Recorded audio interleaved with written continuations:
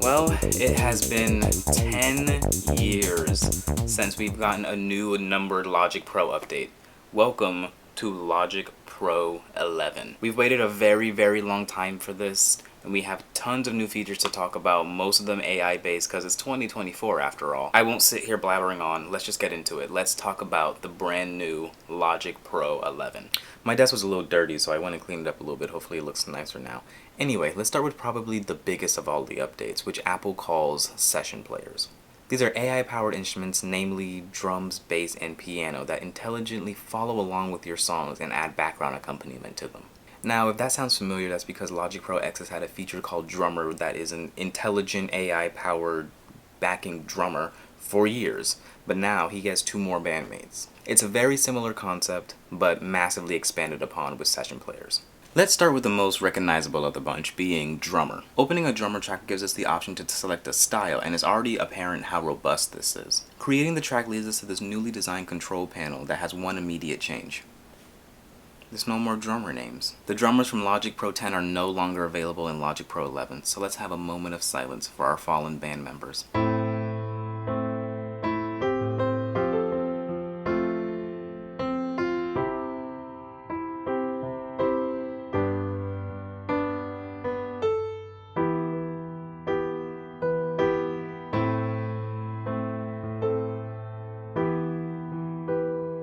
Anyway, let's look at what we do have. Clicking the drum icon will reveal a dialog box that gives us our customization options. First up, we can choose our kind of kit we want, and Drummer especially has 2 kits to choose from, acoustic and electric. And each one of those is fully customizable by using the Drum Kit Designer or the Drum Machine Designer, respectively. Each kit has its own genres and style that change the inflection that's played by the drummer. Now we have our controls for complexity and intensity. Now in previous versions of Logic, this was implemented by an XY pad that you could drag around, but now you just have 2 sliders controlling each parameter individually. Complexity is the intricacy of the playing. As you can see, as I slide it up, there's a lot more notes going on here.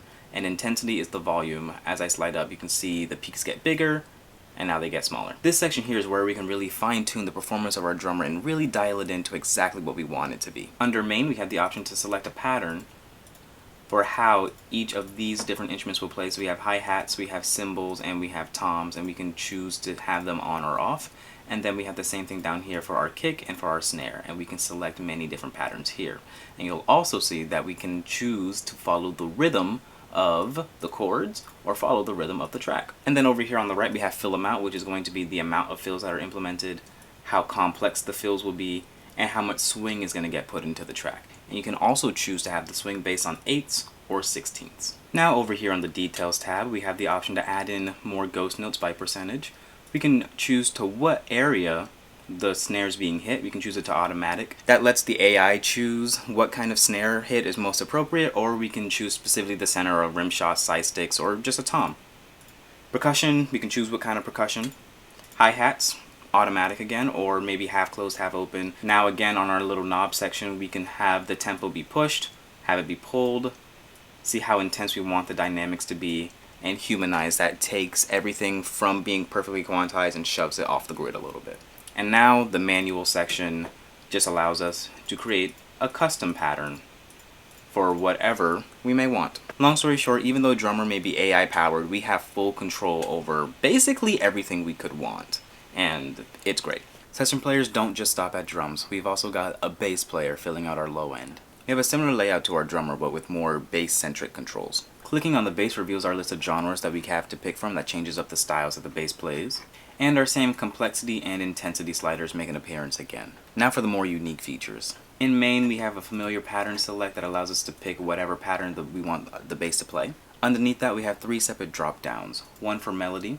You can choose how complex you want the bass line to be. Maybe you want just the roots, or maybe you want as many notes as possible in there. You can choose how many octave jumps you want in the bass line, and how long you want the phrases to be. And at the bottom here, you can choose what the lowest note in the bass line is going to be. By default, this is set to E1, which is the lowest note on a standard 4-string bass. But it can go all the way down to B0, which is the lowest string on a standard 5-string bass. So if you're writing for a 5-string bass, you can set that to B0 to get an accurate performance of what it would really be like when you're playing it. So if you're looking to get ideas for bass lines based on the actual equipment that you use, you can do that just by setting it to B0.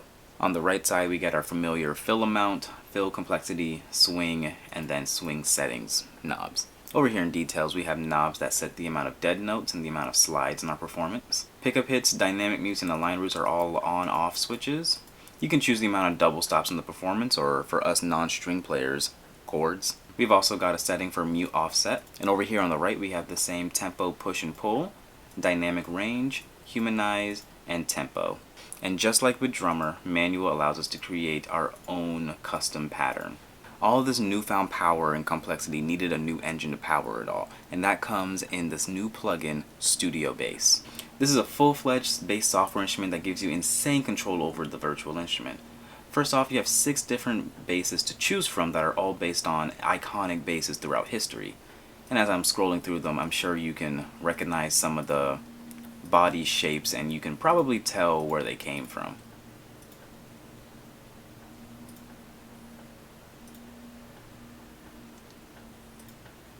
Under that, you can choose what kind of playing style you want, either fingerstyle, pick, or slap bass. And under that, you'll see this last play section, which actually tells you what the last play technique was in real time. And I don't know about you, but I just think that's really cool. You have sliders to control the amount of mutes, how defined you want the sound, the tone, the volume, and over here on the details tab, you get even more control over basically every little nuance in this performance, and it's incredible. For the sake of time, I won't go over them all, but it's definitely worth sinking your teeth into and really digging into what these new studio plugins can do. With this much control, you can really dial in the exact tone that you may desire. Now let's talk about the last member of our band, the keyboard player. As expected, clicking on the picture shows us all the styles that are available to be played, and we have our familiar complexity and intensity sliders. In the middle section here, our pattern selector is right where we expect it to be, except now we have the addition to turn on and off separate hands. Following that, you can actually choose the distance that each of the hands play away from each other. How far do you actually want the voicings to be? They can be as far away or as close together as you want, but they don't cross. And not only can you choose the distance, but just below that you can also choose what voicings that each hand is going to use and how much movement that they're going to play. And then to the right of that, we have our same fill amount, swing, and fill complexity. Over in the details section, we only have a single lone knob for the grace notes. And then on the right of that, we have our very familiar, very comfortable push and pull the feel, dynamics, humanize, and tempo. And of course, the manual tab is here to let us draw in any custom pattern that we may choose. And just like the bass powering, the keyboard session player is a new studio piano plugin. So let's go explore that. The new studio piano plugin gives incredible control over some beautifully sampled acoustic pianos. The pop-up menu allows you to change from a studio grand, a concert grand, the vintage upright, and a studio grand with one mic. Now there's a couple various miking situations that you're allowed to choose from. Let's go back to the studio grand to explore that a little bit. Stereo mic A is a pair of condenser microphones that you're allowed to turn on and off or control the volume of. Stereo mic B is a pair of ribbon microphones that you can also control the volume and turn on and off. And mono mic is a single ribbon microphone. Pedal and key noise are exactly what they sound like. They're the sounds of the actual keys being pressed and the pedals going up and down. Now release samples is the volume of the damper returning back to the string after a key is released. And sympathetic resonance is the volume of the undampened strings. When I say that this plugin has so much realism baked into it, I am not kidding. There's tons of control with this new studio piano plugin. There's more ability to add more realism and more depth into your performances. Now both Studio Bass and Studio Piano were optimized to work with the new Session Players plugins, but you can use these with just plain MIDI performances. And that can only give a level of realism that we could only dream of with previous versions.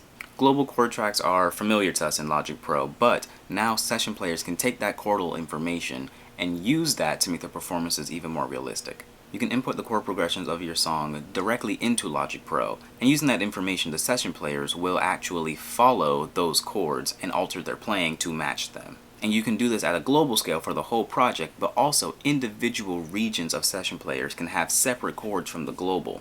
And you can use those independent chord tracks for extra color or chord extensions, or just to give chordal context when none is given in the global. It's a very powerful feature, especially when you're like me and you don't play these instruments but you still want really great performances from them. There's so many new improvements in Logic Pro 11 that I don't even have the time or the resources to talk about properly, like improvements to Dolby Atmos, new producer packs, the ability to route MIDI internally. Like, that's really cool. Logic Pro 11 really did take it a step further. Dare I even say they turned it up to 11. Bad jokes aside, Logic Pro 11 really did add so many more quality of life features that's going to make it even easier to create great music. Another lost soldier of Logic Pro 10 is the transposition track. The transposition track is now replaced by pitch source. Pitch source is a tool that allows you to change the pitch of various regions and loops. It seems like a moderately more powerful version of the transposition track. And if you had transposition track in your old versions of Logic files, when those get updated to Logic Pro 11, they will continue to have the transposition track, which is nice. Back into the realm of AI, we are moving right along to one of the big sellers, Stem Splitter. I should say this right away that Stem Splitter is only available on Apple Silicon powered Macs. This Mac right here is a 2018 Intel i5 MacBook Pro. So I cannot demonstrate Stem Splitter for you, but I'll try my best to explain it the best I can. Stem Splitter is an AI-powered process that allows you to take a stereo file and separate out the vocals, the drums, the bass, and everything else into their own dedicated tracks. And it's just as easy as loading up a stereo file, control-clicking it, and then selecting Stem Splitter. From there, each of the 4 tracks that you choose to have get put into a summing stack, and you can solo, mute, delete, chop, do whatever you can normally do with audio files. Next up is another big seller for Logic Pro 11, and that's Chroma Glow. Chroma Glow is a brand new saturation plugin that's used to add depth and warmth into your recordings by emulating hardware. But sadly, like Stem Splitter, Chroma Glow is only available on Apple Silicon powered Macs, and like, again, I have this old piece of machinery. I was gonna say garbage. It's not garbage. You're not garbage. You're still loved. And that's it. That is all of the new stuff for Logic Pro 11. That was a lot of information. I don't know about you, but I'm really excited to try out all these new features. I'm also really excited to get a new computer so I can try out that Stem Splitter. But let me know what you think about the new Logic Pro down in the comments below. If you like the video, make sure you like, comment, subscribe. You know, do all the YouTube things. I'll put a little video over here just in case you want to watch that. That's it. I'll catch you later.